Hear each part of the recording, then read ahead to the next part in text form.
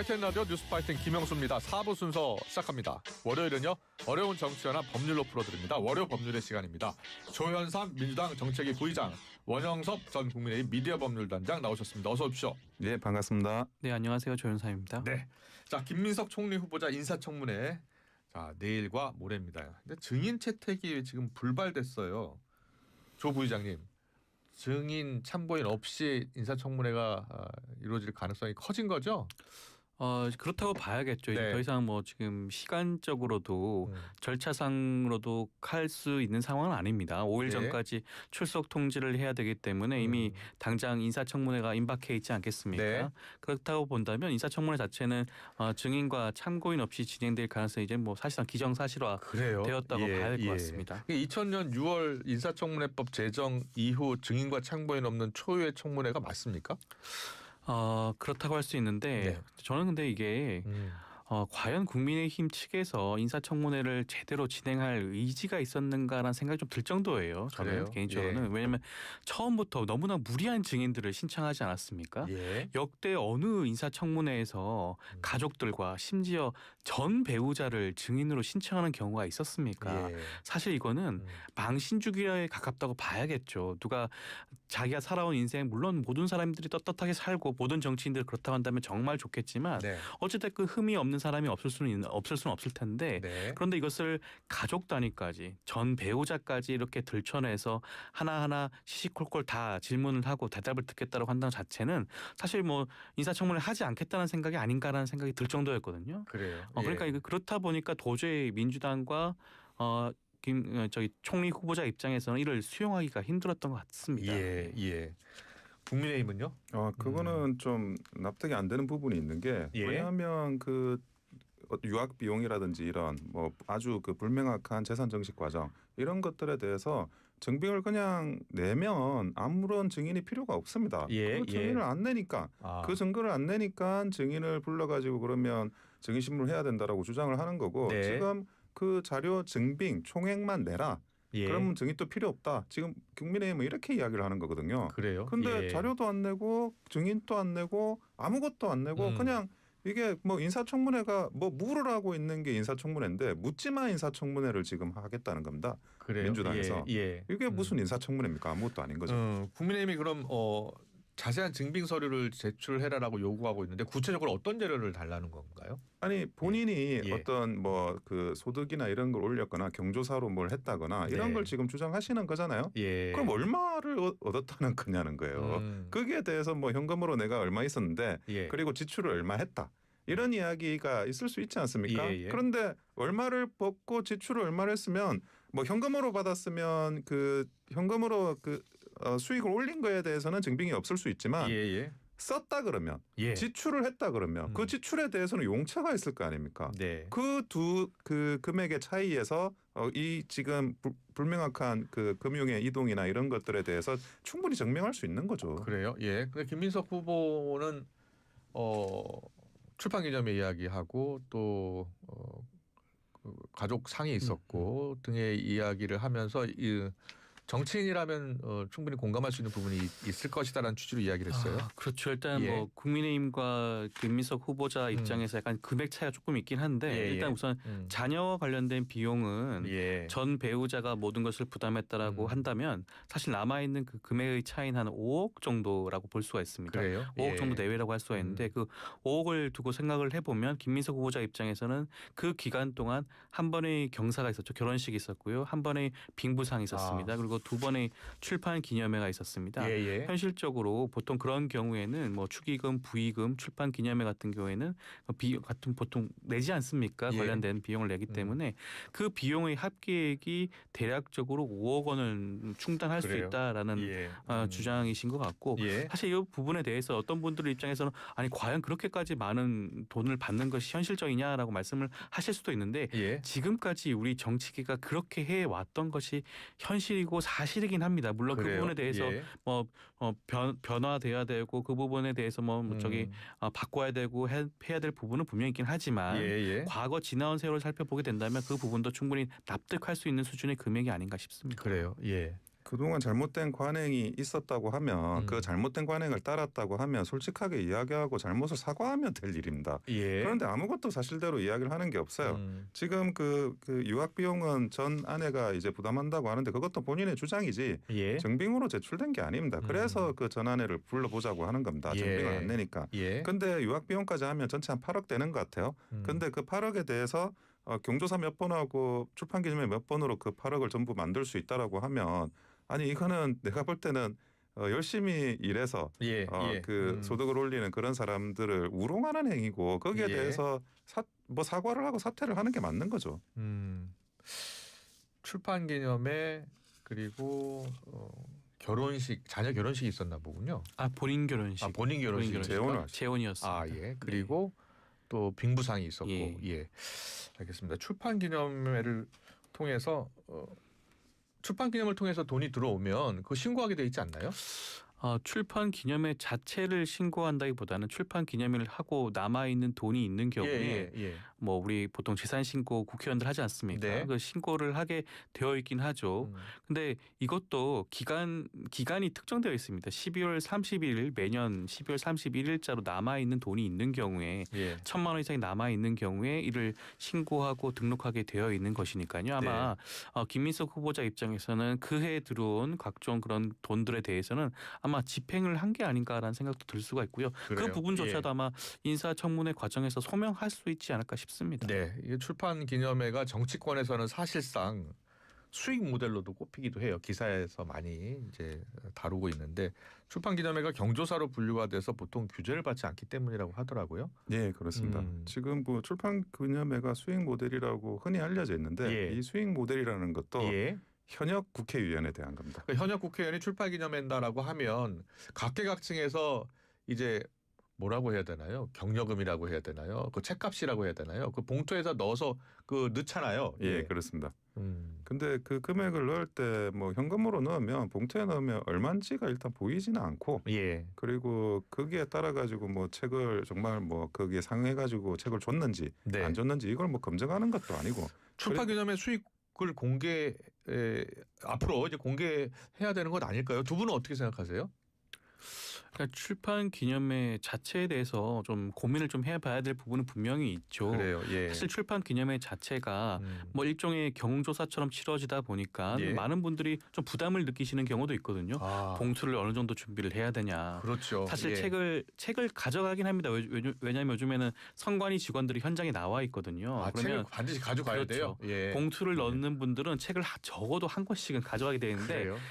다만 그 봉투 안에 금액이 책값을 초과하는지 그렇지 않은지에 대해서는 사실은 알 도리가 없습니다. 확인할 수 있는 방법이 없어요. 선관위 직원들이 그걸 봉투를 바로 그 자리에서 뜯어볼 수는 없거든요. 그렇다 보니까 예. 확인할 길은 없는데 예. 그렇다 보니까 이렇게 막대한 돈이 들어오는 것이 아니냐라는 우려가 섞인 그 반응들이 많기 때문에 뭐 차체 이런 것도 함께 고민을 해서 할 필요가 있지 않나 싶고요. 그래요. 예. 저는 사실 출판 기념회보다도 정치자금법 자체가 좀 개정돼야 될 어떻게 필요성이 해요? 있지 않냐. 예.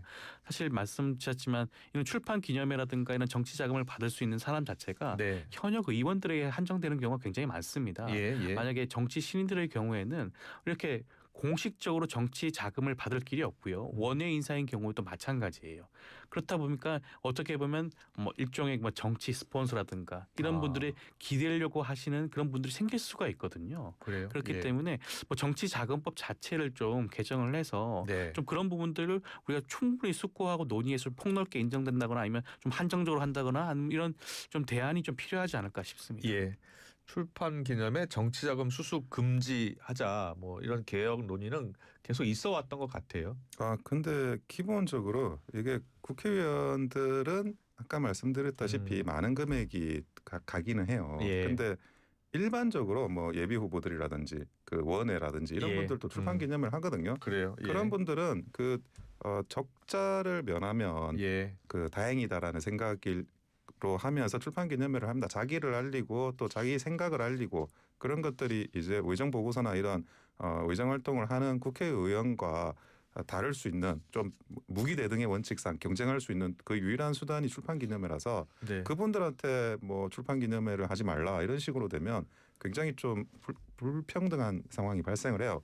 그래서 현역 의원은 어쨌든 공직자니까 공직자로서의 그런 뭐 신고라든지 이런 거에 대해서는 엄격하게 하되 출판 네. 기념회 자체는 이제 유지가 돼야지 예. 된다고 생각합니다. 그래요. 예. 근데 일반 국민들의 눈높이에는 맞지 않는 것은 사실인 것 같아요. 출판 기념회 몇 번 하고 그리고 뭐 경조사 있고 하면 뭐 한 억대의 돈을 받을 수 있다. 이해를 할 수 없는. 예. 물론입니다. 부분이거든요. 그래서 현역 예. 의원들에 대해서는 예. 제재를 하자는 겁니다. 예. 제가 현역 의원들을 뭐 그게 납득이 된다 이런 이야기하는 게 아니라 예. 그거는 현역 의원이라는 그들만의 어떤 위치에서 발생하는 그들만의 리그 같은 게 그래요. 있어서 그건 제재하자는 겁니다. 알겠습니다. 그래서 뭐 박준태 의원이 김민석 방지법 발의를 했는데 어떤 내용이었습니까? 그 김민석 방지법이라는 게 결국 이제 뭐 여러 가지 증빙이나 이런 거에 대해서 예. 철저하게 제시를 하고 그것을 내지 않으면 그 부분에 대한 징계나 뭐 이런 내용들을 할 수 있도록 하자는 게 예. 지금 김민석 방지법에 내용이 되어 있는데요. 그래요? 그런데 기본적으로 뭐 여당이 자기가 거대 여당인데 예. 이런 식의 방지법을 뭐 수용하려고 하지는 않지 않을까라는 생각이 듭니다. 그래요. 예. 주요 내용 잠깐 소개해 주실 수 있어요? 뭐 국회에 임명동의안 제출할 때 출입국 외국한 거래에 관한 사항을 의무적으로 제출하도록 한다. 예, 그렇죠. 그리고 뭐 공직 후보자 본인에게도 국회 자료 제출 의무를 명확히 부과하고 예. 자료 제출을 거부하거나 불성실하게 제출하면 뭐 경고나 징계하는 조치를 취하는 그런 내용인데요. 예. 사실 인사청문회법과 관련된 개정안은 이미 여러 법안들도 현재 아마 계류 중에 있는 것으로 알고 있습니다. 그래요. 예. 이미 과거에도 숱하게 각종 개정안들이 나오긴 했었는데요. 그때마다 사실은 여야 입장 차이가 좀 다르지 않겠습니까? 예. 여당 입장에서는 인사청문을 좀 수월하게 진행하고 싶어 할 것이고 야당 입장에서는 좀 엄격한 검증을 하고 싶어 하다 보니 아마 인사청문회법 개정안 자체가 좀 공전되는 경우가 굉장히 많아 보이긴 했는데요. 예. 저는 그래도 이번 기회에 김민석 후보자에 대한 뭐 여당 입장에서는 사실상 망신 주기와 발목 잡기 같은 이런 인사청문회가 이루어지고 있으니 예. 여야 함께 이 부분에 대해서 충분히 논의를 해서 인사청문회가 실질적으로 제대로 이루어질 수 있는 방안을 그래요. 찾아야 되지 않을까 싶습니다. 예. 그리고요 또 인사청문회 제도 자체에 대해서도 좀 개선을 하자라는 이야기 계속 나오고 있어요. 이재명 대통령도 이 가족 신상까지 다 문제 삼는 분위기 때문에 능력 있는 분들의 입각을 어렵게 한다라는 식으로 이야기를 했습니다. 여당의 인사청문회법 개정 추진 지금 어떻게 바꿀 예정입니까? 크게 두 가지 방식으로 진행을 하자는 건데요. 예. 도덕성 검증 같은 경우에는 비공개로 진행을 하고 네. 정책과 능력 검증은 공개를 하는 방식으로 인사청문회를 진행을 하자. 네. 사실 도덕성 검증을 하다 보면 앞서 지금 김민석 후보자의 경우처럼 과거 어떻게 뭐 금전적인 관계가 이루어졌는지 자녀를 키우는 과정에서 어떤 일이 발생했는지에 대해서 너무나 망신주기식 그런 폭로전이 발생을 할 수가 있지 않겠습니까? 예. 그런 부분에 대해서는 비공개 형식으로 한번 다뤄보고 예. 그 부분이 인사청문회를 통과할 정도인지 아닌지에 대해서는 인사청문위원들이 좀 판단하고 뭐 논의할 수가 있는 부분이지 않겠습니까? 예. 그 대신에 사실 국민들이 바라는 것은 이분이 과연 총리로서의 제대로 된 정책과 능력과 그런 역할을 할 수 있는 분인지가 아니겠습니까? 예, 그런 예. 부분들에 대해서는 공개적으로 국민들도 충분히 알면서 그런 부분들에 대해서 함께 공감하고 논의할 수 있는 그런 장을 마련하는 게 낫지 않을까라는 생각입니다. 그래요. 예. 문 변호사님은 어떤 생각이세요? 근데 지금 예. 인사청문회 관련해 가지고 예. 많은 제도가 쏟아지고 있는데 네. 과거 박근혜 대통령 때부터 그런 논의가 계속 있었습니다. 예. 근데 문재인 정부 때 거대 여당일 때도 민주당이 진행을 하지 않았고 그리고 오히려 윤석열 정부 때 거대 야당인 상태에서는 인사청문회를 훨씬 더 검증을 강화하는 그런 법안들을 내놨어요. 그래요. 그런데 예. 지금 이재명 정부에서는 거대 다시 여당이 되지 않았습니까? 예. 그런데 지금 와가지고 도덕성 검증은 비공개로 하자라고 하는 그런 법률안이 관련 통과될까? 그러면 그 전에 통과를 시킬 수 있는 기회가 100번도 넘게 있었는데 통과시키지 않았고요. 그래요. 그리고 예. 그 도덕성 검증과 관련해 가지고 아무리 비공개를 한다 그래도 네. 이런 거에 대해서 뭐 언론 보도나 이런 게 안 나올 수가 없고 오히려 예. 국민들은 더 그런 거에 또 관심이 많습니다. 오히려. 그래서 그런 게 과연 실행이 잘 될지는 의문 사항입니다. 인사청문회 제도 개선하자는 이 여야가 입장만 바뀌면 생각도 달라지는 것 같아요. 예, 아마 많은 분들 그렇게 생각을 하실 수는 있긴 한데 그래요? 저는 그래도 이번에는 어찌됐건 두 가지 방식으로 나눠서 하는 것 자체는 네. 충분히 한번 뭐 좀 충분히 논의할 검토를 필요가 있지 했으면 않을까 좋겠어요. 싶습니다. 예. 이번이 아니더라도요. 예. 여야가 일정 시점에 꼭 했으면 좋겠습니다. 다음 이슈로 넘어가 볼게요. 김용현 전 장관 그 집행 정지해 달라 그러니까 추가 기소한 부분 이야기하는 것 같습니다. 집행 정지를 신청했는데 기각이 됐어요. 자, 어떤 내용입니까?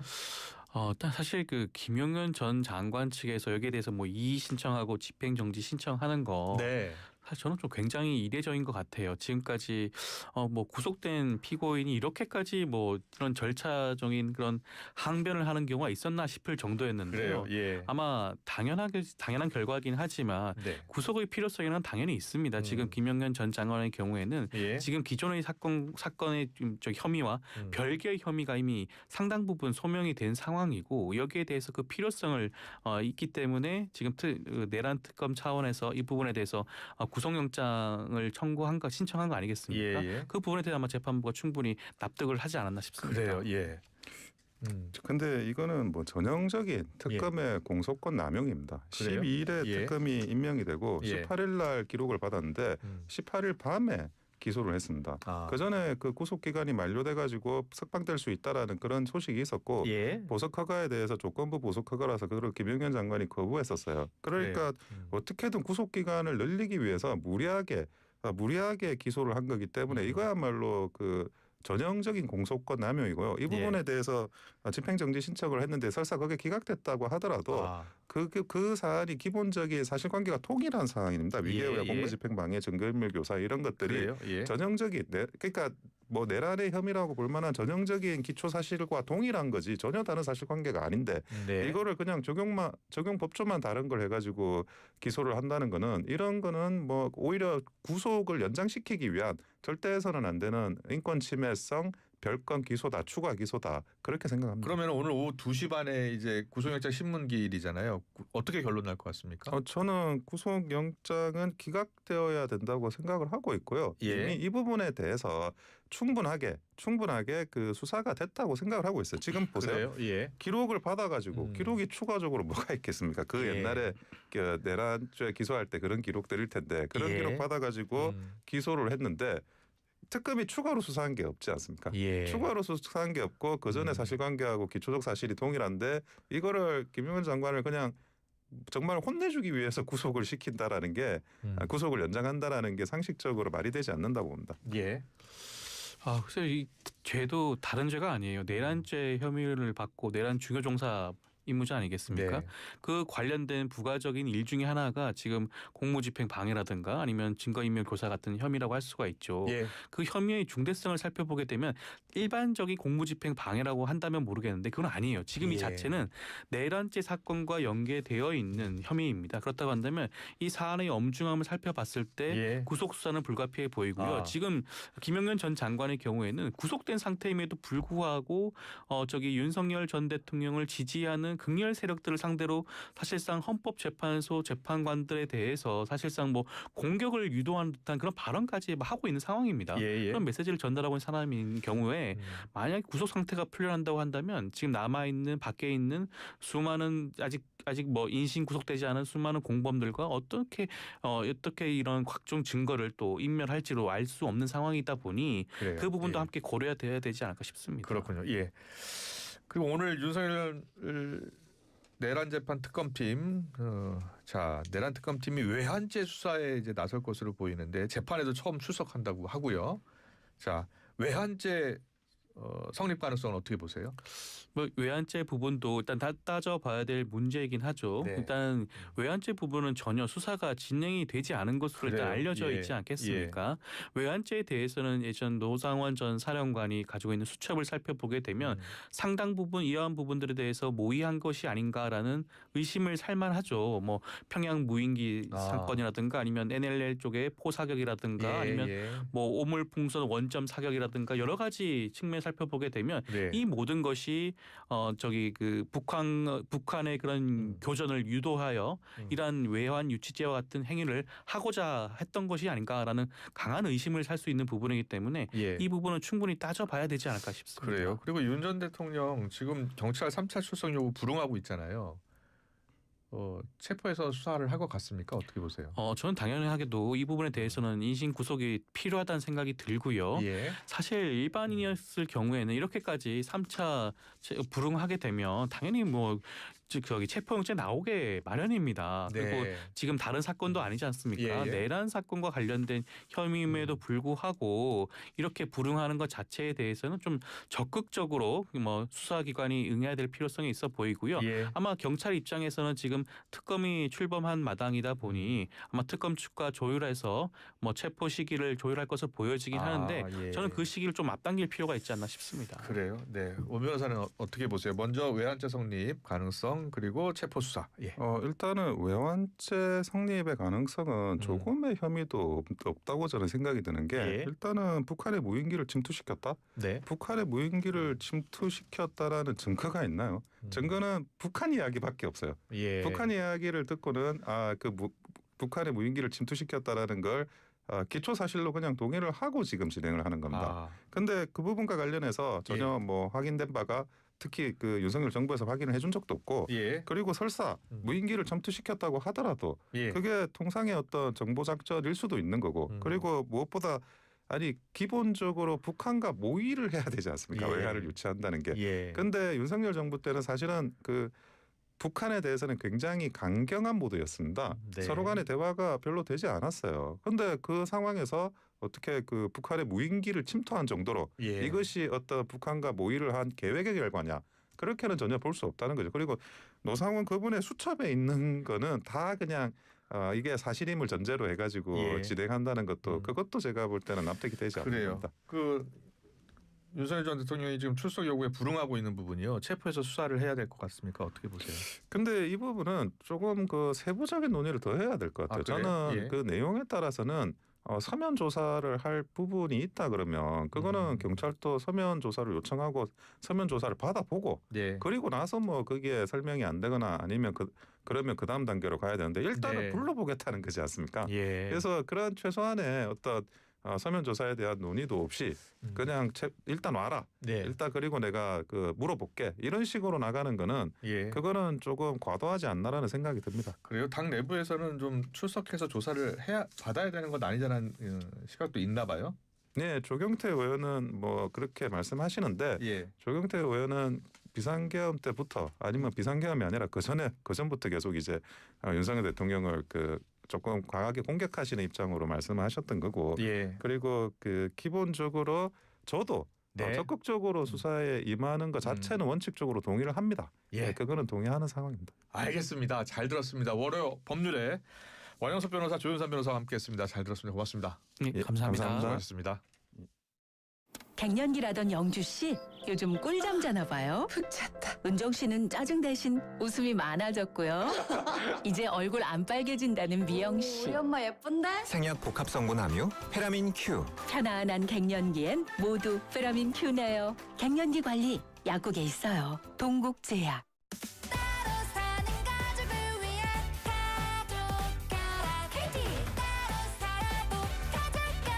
따로 살아도 가족이니까 인터넷, TV, 부모님 댁과 결합하고 추가 할인 받으세요. KT 따로 살아도 가족 결합. 추가 할인이 궁금하다면 KT 매장 또는 100번. 울림이 계속되는 모든 것들을 우리는 명작이라고 부른다. 지금도 시간이 지나도 메르세데스 벤츠 S클래스 지금 가까운 전시장에서 아크릴 모든 것 애들